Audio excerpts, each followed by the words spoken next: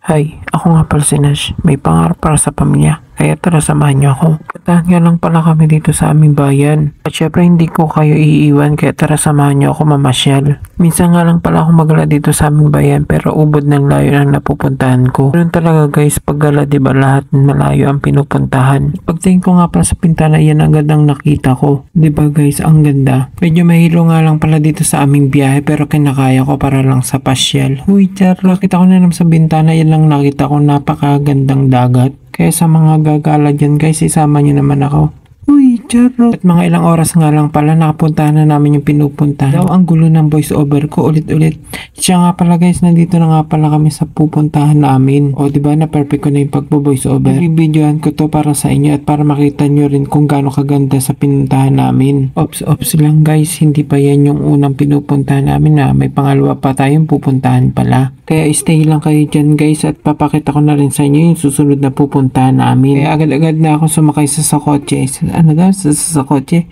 I mean sa car pala. Sumakay na rin nga pala ako. Punta na nga pala kami doon sa pangalawang destination namin. Siya nga pala mag-100,000 followers na nga pala tayo sa Facebook page. Siyempre pagtanaw ka na naman sa bintana at ito ang nakita ko. Napakagandang mga puno. Nyo ba guys, malaking tulong ang mga puno sa ating mundo. Nagpipilter ng malinis na hangin para may malanghap tayong simoy na malamig na hangin. Siyempre malinis na rin na hangin. Pagtingin ko nga pala nasa Korea na ako. Uy, char. Iman guys, nandito lang tayo sa Pilipinas. Restaurant nga lang pala yun ng mga Korean dito sa pinuntahan namin. Ito na nga pala guys, nandito na nga pala tayo sa pangalawang destination na pupuntahan namin. Di ba guys, ang ganda ng view dito sa pinuntahan namin pangalawa. Ito nga pala yung pinuntahan namin. Ito yung tinatawag nilang diving ba yun? Yung sumisisid na may oxygen sa ilalim. Basta yun na lang yun. Di ko alam kung tawag kung tama ba yun. Huy, charot. Nga pala yung nakikita nyo mga bangka. Yan nga pala yung sinasakyan ng mga diving. Tumalis nga lang pala kami muna dyan sa pangalawang location na pinuntahan namin at kumain lang kami. At pagkatapos nga pala namin kumain ay bumalik na ulit kami dyan sa aming pinuntahan. Kaya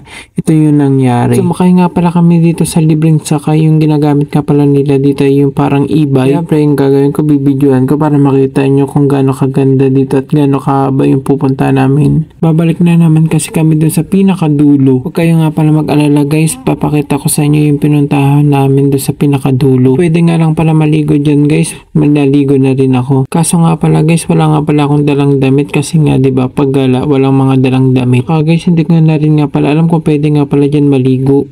Pero doon sa pinuntahan namin sa pinakadulo, pwede naman maligo kasi nga may mga buhangin sa gilid.